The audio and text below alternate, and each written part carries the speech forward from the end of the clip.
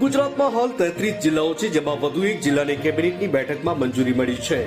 બનાસકાંઠા જિલ્લાનું વિભાજન કરીને થરાદ વાવને નવો જિલ્લો બનાવાશે, જેમાં થરાદ જિલ્લાનું મુખ્ય મથક રહેશે.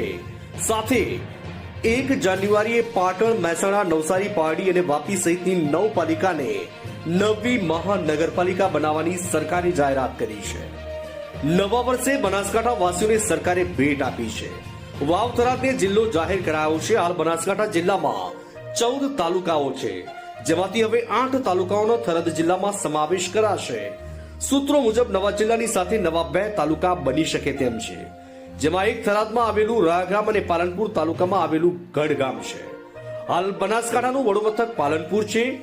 વાવ થરાદ નવો જિલ્લો જાહેર થતા તેમાં વાવ, ભાભર, થરાદ, ધાનેરા, સુઈગામ, લાખણી, દિયોદર અને કાંકરેજનો સમાવેશ થશે. જ્યારે પાલનપુર, દાંતા, અમીરગઢ, દાંતીવાડા